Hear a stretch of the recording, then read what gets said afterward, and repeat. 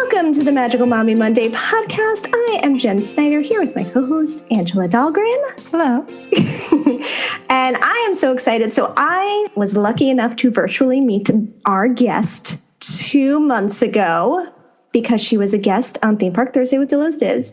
Then we had her back last month, and I jokingly said, do we need to do this every month? And I'm finding a way to make that happen. So today's guest is the co-owner of Always in the Club, LLC, Lisa Cannata. Welcome to the show, Lisa. Hi, ladies. Thank you for having me. Thank you for being here. I'm so excited. I'm really happy that I finally get to be a part of this because I was having major FOMO for the last 2 episodes. I'm like, yes, she's finally on our show. I get to talk to her and get to know her. This is very exciting because I've gotten to hear all of your stories, but now I get to ask you my questions. And it's a very big evening for us. Well, yes, I'm very excited as well. Thank you. We were talking offline a little bit last time, and I was just asking, how the new school year was going with your kids, and you mentioned how you homeschooled, and I was like, hold on, we need to dig deeper on this because I have questions.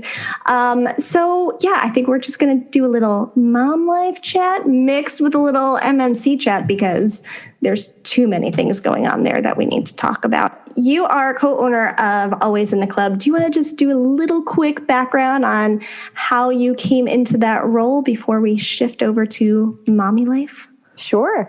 So Dale Godbaldo, my partner, he is many things, actor and a former Musketeer. And he launched Always in the Club as a social media platform to kind of create this community to keep fans of the 90s Mickey Mouse Club in touch and up to date with what the cast was doing now. And so I had followed the platform on Facebook and Twitter. And about a year later, I had an idea for a book. And I was thought to myself, no one has ever put out any kind of book on the 90s Mickey Mouse Club, at least an official one. So of course, great idea, got all excited, but then quickly that turns to, how would I even do that? How do you coordinate that many people? How do you get permission? I don't want to be sued by Disney, blah, blah, blah. So it dawned on me that Always in the Club, I had this feeling Dale was behind it. He never made it about him, so it wasn't very easy to figure out, but I had a feeling he was the one behind it. So I reached out to him and said I had this great idea. And so he set up a meeting time with me and I pitched it to him. He loved it. Right away brought me on board to Always in the Club, and we've been running that together ever since. I was excited about Always in the Club starting because big MMC nerds, so. Okay, so I just have to say, that takes huge balls to be I have this amazing idea. Most people would be like, stop there. I have this amazing idea. Oh, that could never happen. Okay, maybe that's just me. But then to be like, no, I want to make that happen. What is your background? What is your either working background or what brought you from I'm actually going to try to pursue this? Yeah. Well, you know what's funny about that whole thing? And Jen, I forgot to tell you and Frank this part. But I mean, I had worked at my administration job for 14 years. So it was just a matter of, is this all life is? Is this 9 to 5? Yeah. I'm going to retire and then die.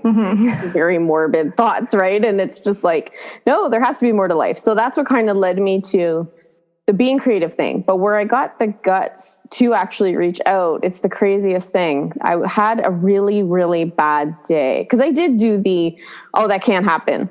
Forget it. Yeah. What a silly idea. It's never going to happen and shrug it off thing for a while.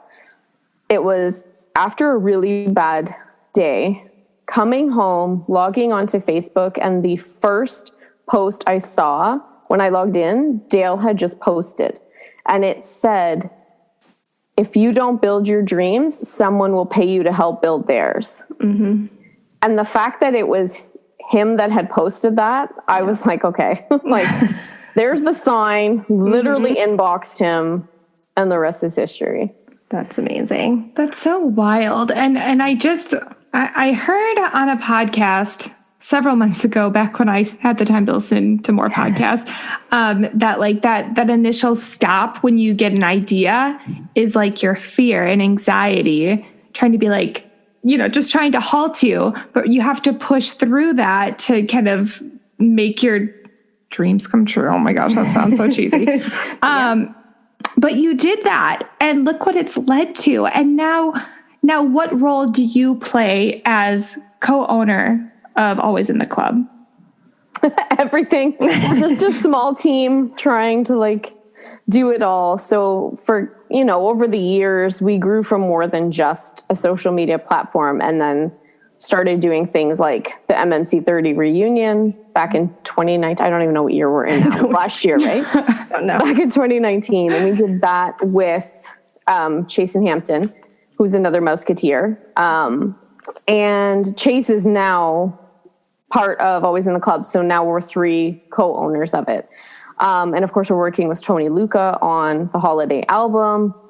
So just a lot of projects. So basically, whatever project we get working on, everybody kind of has their role that they excel at. And that's what what's really helped us do really good with our projects. So, you have Dale's really good with any of like the business side, right? The ins and outs of all that. He's very good. The creative ear and eye, Chase is so good at that. Keeping everything organized and on track is kind of where I fit in. And we all have our part that makes all the pieces to the puzzle kind of work, and how we're able to pull off the things that we do. And then of course there's always other people on different projects helping us. Like it's not just 2 of us or 3 of us. And from listening to your podcast with Frank and Jen, and how you were saying at one point you were working like 80-hour weeks, does that mean that this has allowed you to leave your other job and just pursue this full time? I actually left my other job shortly after I had my second child, because my spouse and I always agreed someone would be home with the kids and we would figure out a way to make it work. So I had left it to stay home with the kids while he went off to work. We had taken turns at the beginning. Yeah. And what's the timing on that in relation to when you saw Dale's post? A year. A year, okay. Oh, God. Right. Good. Yeah. So you're doing all this and raising how many kids? 2. Oh my gosh. And how old are they? 9 and 11. Okay. So they're quite a bit older now, but yes, when we started, they weren't. Yeah. When we started, they were very young. Isn't working from home with kids so fun? Isn't it super easy? Well, it sounds so terrible, but there was a few people who I would hear that from all the time. Oh, you're so lucky you get to work from home. Oh, it must be so easy, blah, blah, blah. And then COVID hits and all of a sudden everyone's having to work from home and homeschool and they're all losing their minds. And I'm like, wasn't so easy, was it? Yeah. Jeez. Oh. And you mentioned to me when we talked briefly offline last time we chatted that you had been homeschooling for 4 years. I believe we're on their 3rd school year. Okay. Let me think. Yeah, this is their 3rd school year being homeschooled. Okay. And what made you guys decide to homeschool? So we ended up having to move for their dad's job. Okay. And we didn't know how many times we would move. So we wanted to avoid taking them from school to school after they had spent the first 4 or 5 years at the one school. Right. So what we did instead, we opted to homeschool. And in that, I thought, let's make pen pal letters part of our curriculum. So that kept them in touch with their friends. And also, you work on spelling and grammar and neatness and all that stuff. So it was kind of, 5 birds with 1 stone. And then we would still take trips back at least once a month to our hometown. And I would go at like lunch recess, drop them off at the school. So they'd go play at lunch recess with their friends. And they would still go to each other's birthday parties. And so we focused more on keeping those relationships going versus having them to make new ones and then potentially a year later having to move again and that kind of thing. And we moved quite a few times in this 3-year period. So we were very grateful that we did decide to homeschool for that reason. And then, of course, when COVID hit, we were even more grateful that we were already doing that because it didn't really disrupt their lives too much. Right. Outside of if they ever heard people talking about it or the news, they weren't really affected school-wise. Right. Yeah, that's awesome that you incorporated the pen pal aspect and keeping those relationships going. That's huge. That's really cool. So do you use like a specific homeschooling program? Do you I don't even know the proper rules, quite honestly, for homeschool. And I don't know if they're different US and Canada as well. So can you walk us through how you go about homeschooling? Sure. So I do believe it varies. It would vary in the states from state to state, just like here, it varies province to province. Okay. So in Ontario, it's not regulated, which I really like because then you can kind of go at your own speed and do your own thing. So we loosely follow the Ontario curriculum. So you're able to get that off the Board of Education website, just kind of see all the mile markers they're supposed to hit for that school year. But then we just kind of do it at our own pace. So anything that they're not grasping quickly, we can spend more time on it.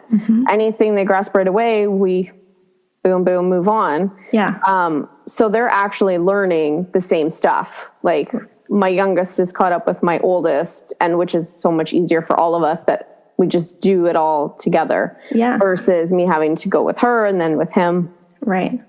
So I really like that. So I like how relaxed, I don't know if that's the right word for it, but not being regulated, I really appreciate. But there are provinces where it is regulated. Sure. So I believe they have to follow the curriculum handed down by the province. They've got to hand in tests and assignments every week and just constantly reporting to the government and stuff. So I like our way better. Yeah. So you said that you get the curriculum from the school's website or? Yeah. So the Board of Education for the province, if we go to their website, you're able to print out the curriculum for that year. So my youngest is in 5th grade, my oldest is in 6th. So I'm able to print it out, and it's basically just a checklist, 40, 50-page documents for every school year, but of everything and all the skills and things that they should know by the end of that school year. So we loosely follow that, but like I said, we just kind of go at our own pace with it. So So then how do you decide what tools to use to teach that, whether it's apps or actual workbooks or, the like?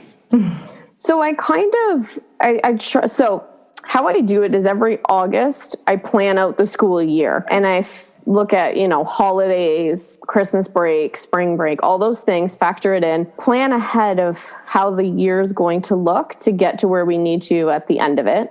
And then every Sunday night, I then plan out the week because, of course, the whole year is not going to go as planned. So, Sunday night, maybe we missed a day last week because someone was sick or we had to go to the doctor, whatever. So now I have to incorporate whatever we missed, or maybe we got ahead so I can take something out, that kind of thing. So when I do that on the Sunday, I look to what we're going to be learning that week, and I try and, knowing them, determine what's the best way they're going to learn that. So some of it is a YouTube video. And there's like really great resources online. There's a channel called Free School. There's one called Homeschool Pop. There's Number Rock. Like there's a lot of really good ones that have really good videos. So depending on what it is, it might be a YouTube video, or it might be a workbook, or it might be going out. It was so funny. We were doing division, and I knew it would be tough to teach long division, but I didn't realize how tough it would be.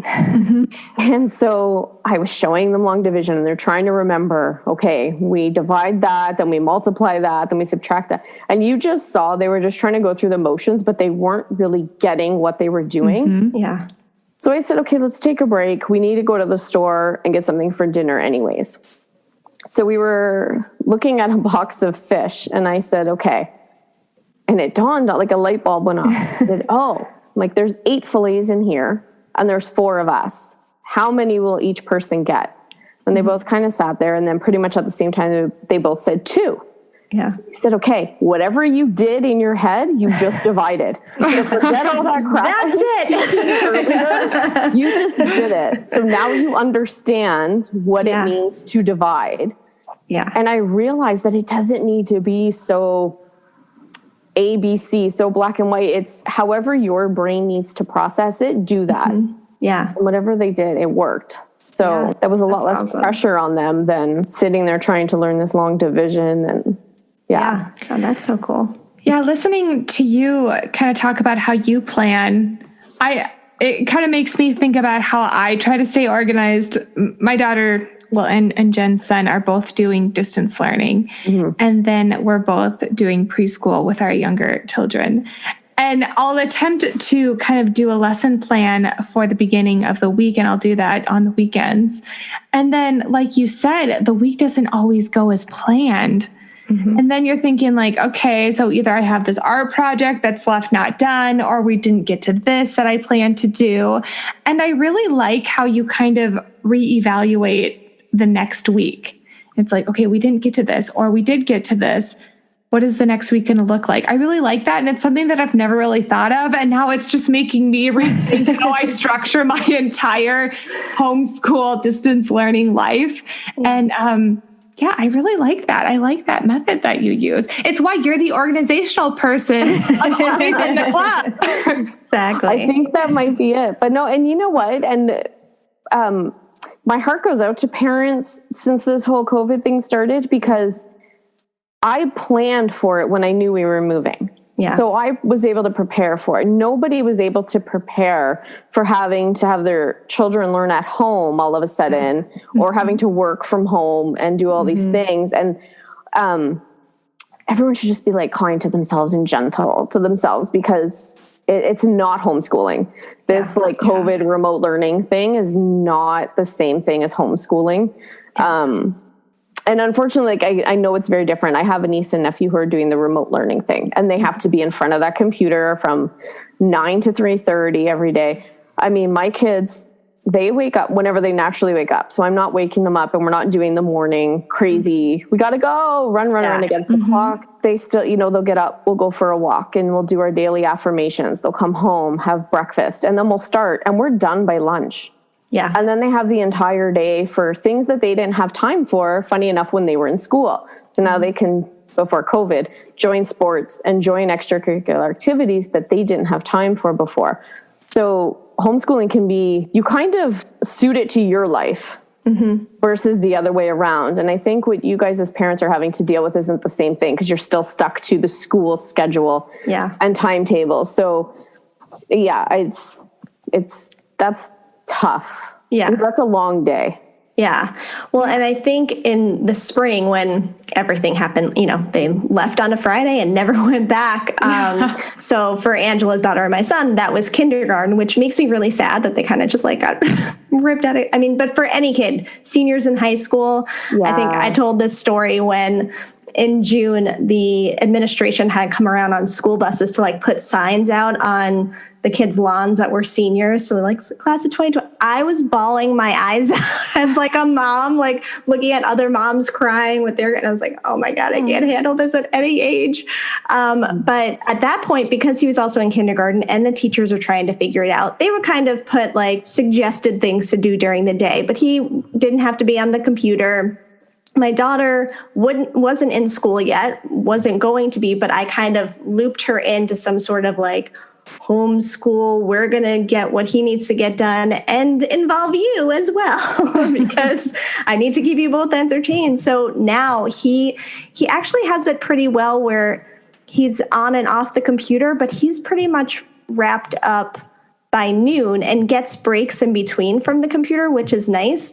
And then, he's, now that we're into October, he has a little bit more work, but we're pretty much done by 1:00 every day or so, which is so nice because he does have the rest of the afternoon. And we know other kids that are also home because some are in school. So we feel like, oh, they're bubble kids. We can hang out with them, and do play dates still, which is nice. But yeah, it's definitely, I've heard that from others that have been homeschooling, like, this is not the same thing. We planned for this. This was going to be our life. You guys are sticking. And I think that's hard I think it was harder in the spring than it is now, because I was trying to do something with my son as well as his teacher.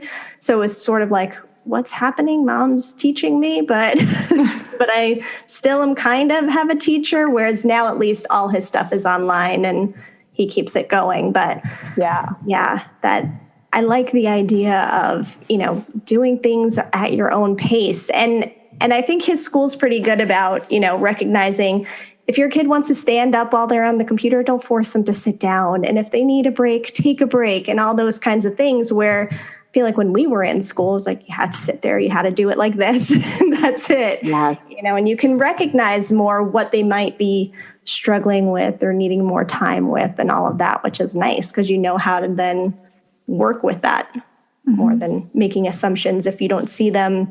I think I'm just rambling at this point, doing homework, if they go to school and they come home and they're doing homework and they're not getting it, you're not able to see why they're not getting it. Whereas now you're working with them and you can kind of go to the store and go, hey, look at these fish and make it work for them, But I don't know where I'm going with any of that. So, No, it all made sense. Okay, great. No, and here, which I'm sure it's the same in Canada, it's distance learning is different for each school or state. Like Jen's son, again, our kids are both in first grade.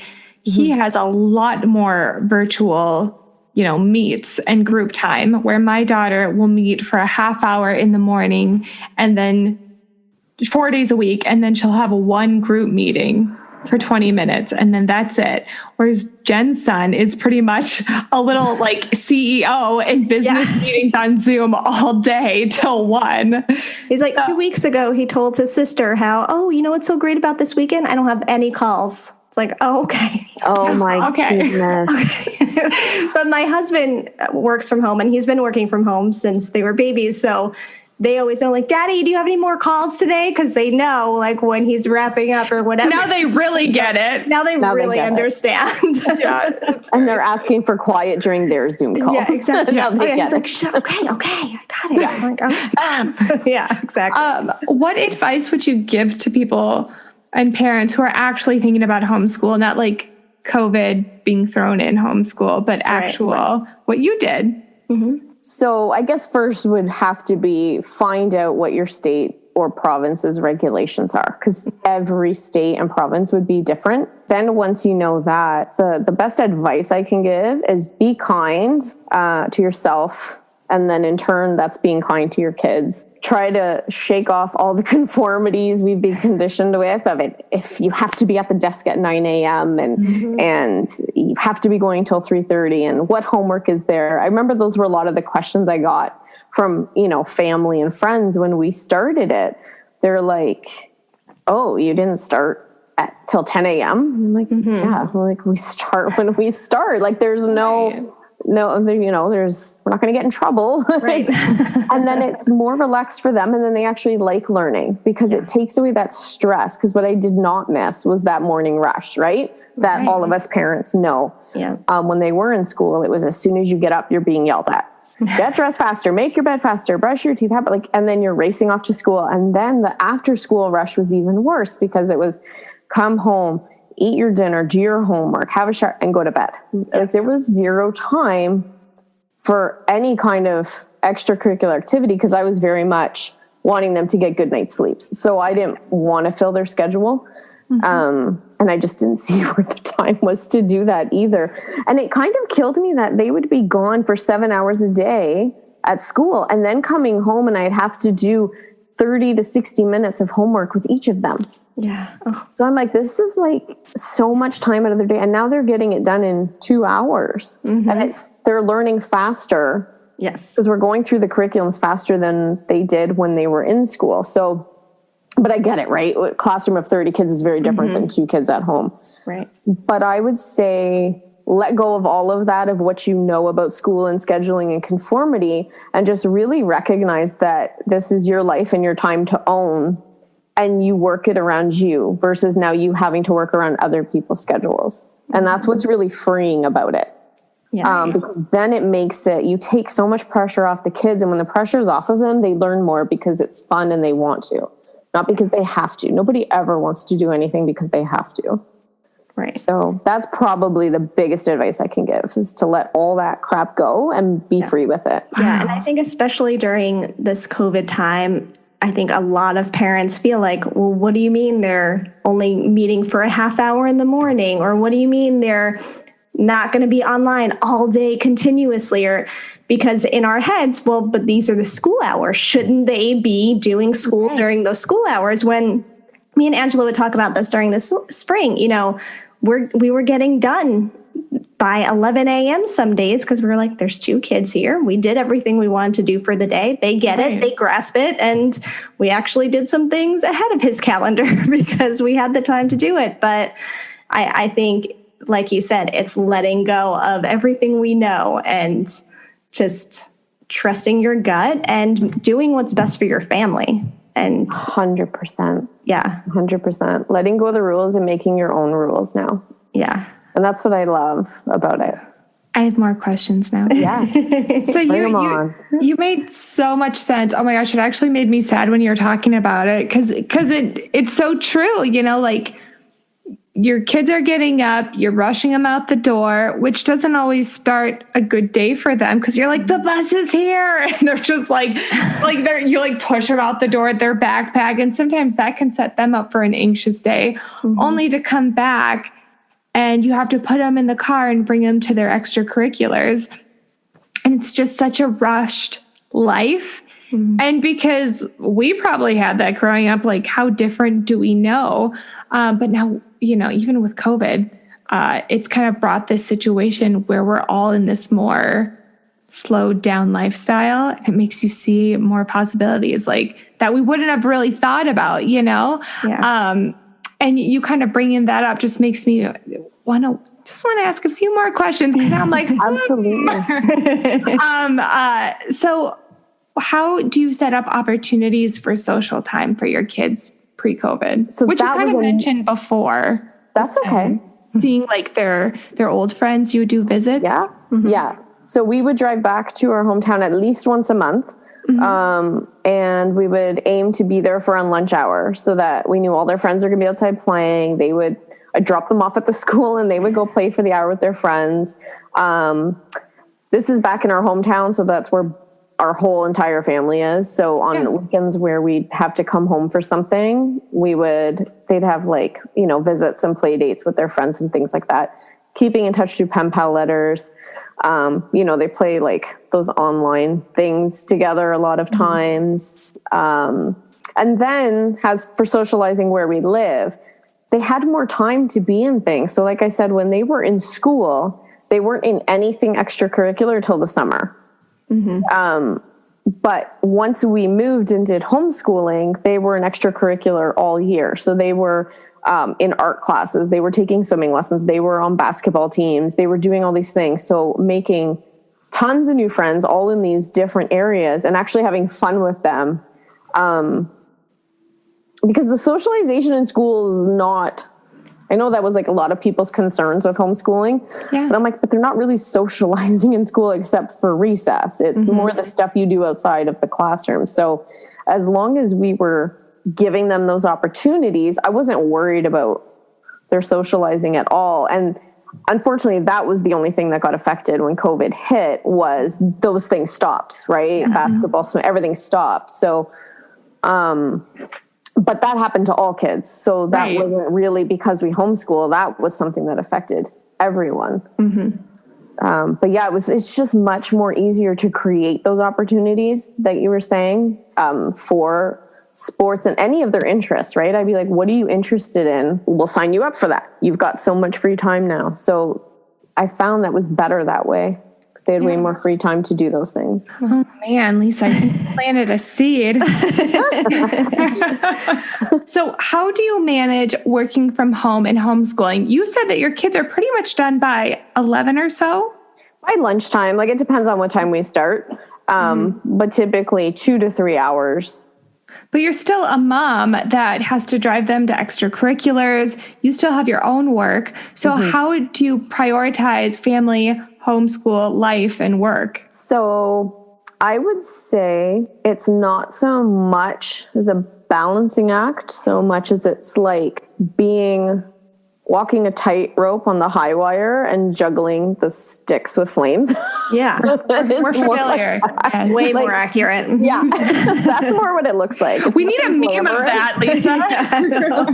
It's nothing glamorous, and there is like no healthy balance. You just do what you have to do. I mean, there are some times where I'm working at 2 or 3 in the morning because that's when I'm not doing school stuff, mom stuff, dinner, all that stuff, right? So, but yeah, you just, like everybody else, you just find a way to balance it. And it's really tricky too sometimes because for Always in the Club, we're all in different parts too and all have different responsibilities, right? Mm-hmm. Everyone's got their own families, their other jobs, things like that. So, I mean, sometimes our meetings, we'll start them at 11 o'clock at night because that's the only common time that everybody's free, because you have someone in LA, you have someone in Boston, you have me up here in Canada. So doing it when you can do it. All right. Well, then I have to go all mom on you and ask, like, are you making time for yourself so you don't get burned out?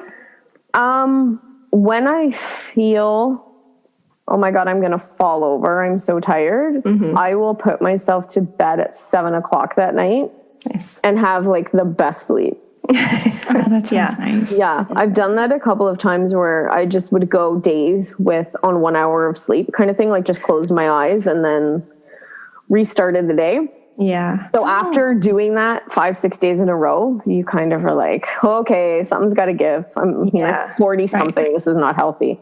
So I remember one time I even went to bed before the kids did, and I got them all ready for bed. And I'm like, you guys can sit in your rooms and watch TV, set the timer for an hour. I'm going to sleep. And I passed out by 7 and slept straight till like 5 a.m., which that's amazing. Is unheard of for me, but it's so nice. Yeah. You did it. Yeah. Yeah. Oh my goodness. And I think it probably also helps. I mean, your job is insane and you have so many things going on and Always in the Club, but you also really like it. Yeah. So I think it helps. That helps. A little bit. Yeah. It doesn't make 2 a.m. easier, but it probably helps a little bit when... that you're passionate about it. Right. I mean, it definitely is all for the love of it, right? Because it's not that you make money off a social media page. Right. So this is definitely for the love of it and the different things and experiences that we're able to build with the Mouseketeers and for them, and to help shine that spotlight on all of them, because 6 are very famous, and I'm just kind of like, look, I have 32 more to show you. That's just as good. Look over here. Yeah. So it's definitely the passion of it. So we talked to you on Theme Park Thursday at the end of August, and there were a few announcements after that we kind of recapped in September. But for this listening audience, let's review them all. So should we start with MMC Radio? Do you want to start? Sure. Let's start there. Okay. I would like to say that what really made me perk up listening to your podcast is Lisa as a host. Right? I know. Which made me so happy to hear, and I need to know more about this. Mm-hmm. Well, thank you. I'm so nervous. I'm nervous even doing these things. I can't Why? You're doing so well. I know. I can't believe I haven't asked Jen that I haven't had to say, edit that out, because I say that about 100 times to her and Frank. Oh, we're going to edit that out. I don't know what I'm talking about. It's more me saying to Jen, can we just take that part out? I say that all the time. So, one of the things, so we started MMC Radio, and it's all Mouseketeers music all day, every day. And what we're hoping to expand on is having shows. So Mouseketeers doing shows, a lot of them already have their own podcasts, that kind of thing. But one of the ideas was to have an Always in the Club podcast. And I was quote unquote naturally selected to be the host. They thought that was a great idea. And I said, okay. But I mean, it does sound kind of cool, and it will be fun. I've got a lot of ideas for it. We just don't know what that looks like yet, because right now our focus is on the Holiday Album and the crowdfunding. Right. So we will focus on the radio station again once we're done with all of the work that this album and crowdfunding is right now. So it's MMC Radio, but it's radiommc.com, right? Yes. Okay.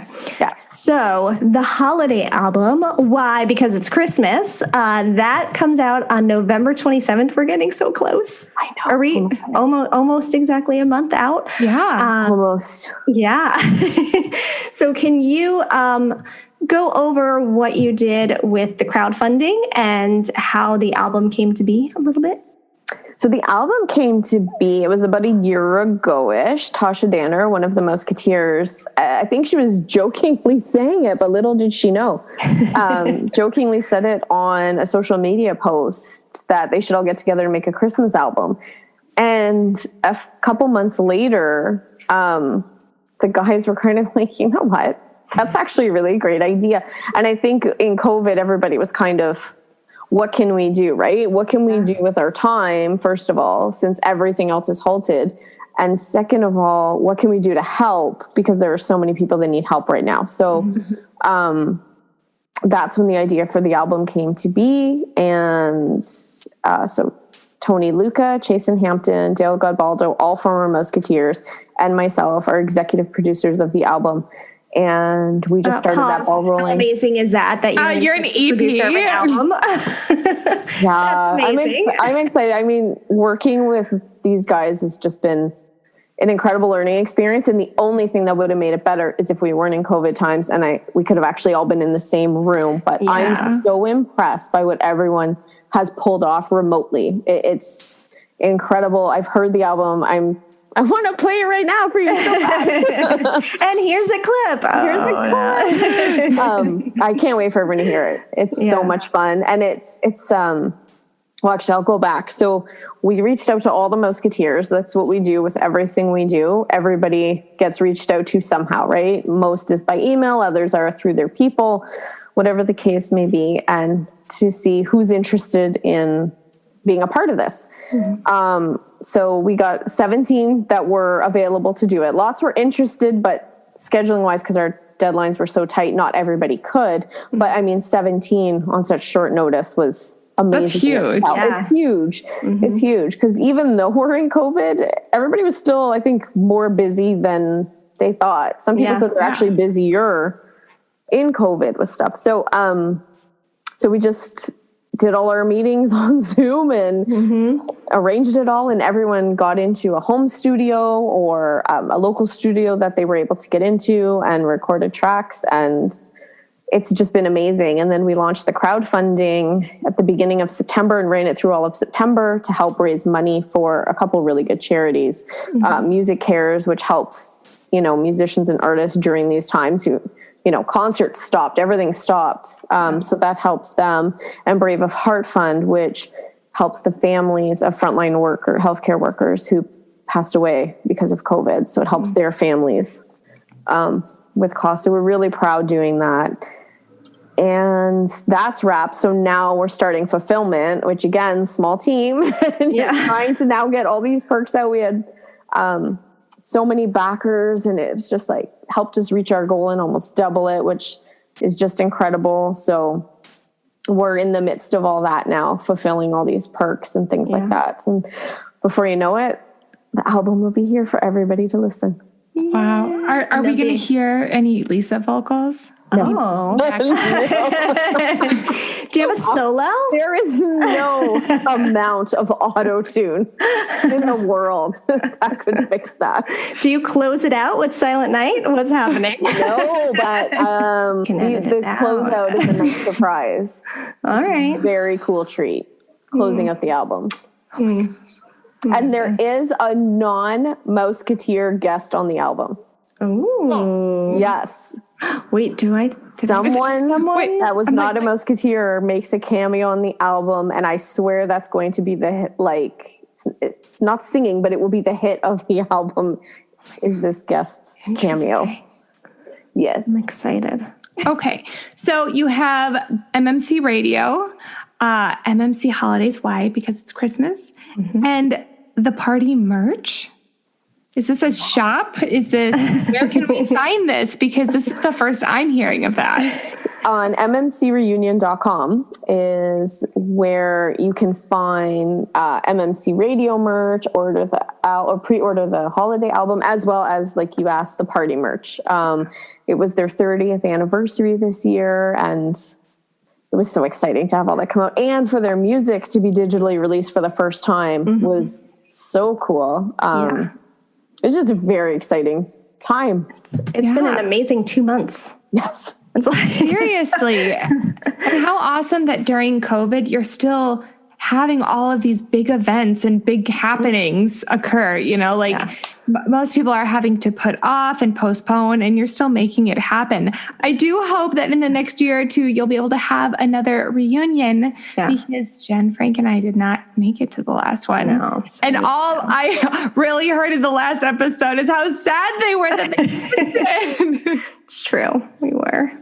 I mean, I don't know about the next year or two, but I'm sure another one will happen. It's just true. The last one, I mean, that was a year and a half of planning alone. So, and I think it took us a good year to recover. Yeah. Like, I think the first month we all had the hardest time getting out of bed. We were so exhausted. I'm sure. With how busy you've been, all I'm saying is that if you need two personal assistants at the next reunion to stop you and say, you need to just take a moment with your family.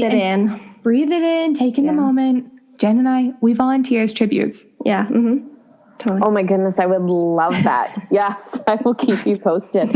And I want to give a huge shout out to Yvette Shirkela, who basically did that and more at MMC 30 for all of us. Like, if it wasn't for her, I wouldn't have even seen the little glimpses of the reunion that I did see.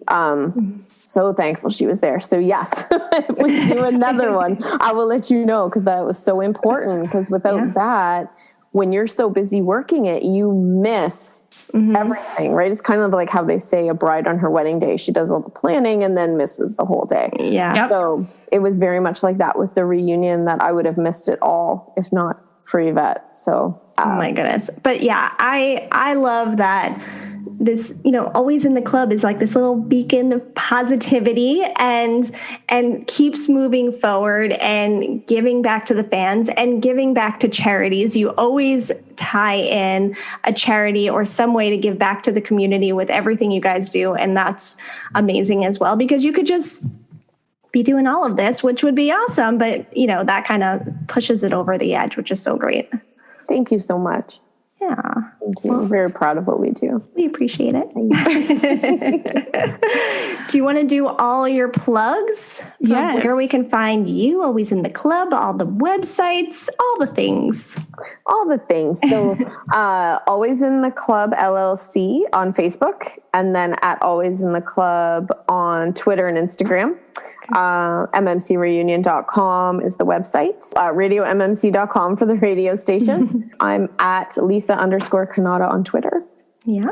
Lisa, thank you so much for being on our show. I can totally see why Jen and Frank have so much fun with you. If you enjoyed this episode, please give us a review on iTunes. You can follow us on Instagram at Magical Mommy Monday. Right, Jen? Yes. Because we changed our handle. We changed it, yeah.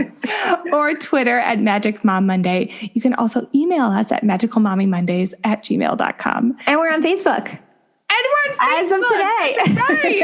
And we have a Facebook page, so you can follow us there. Oh my gosh, lots of new things. I hope you're having a great day, night, whatever you're doing, and we'll talk to you next time. Bye. Bye.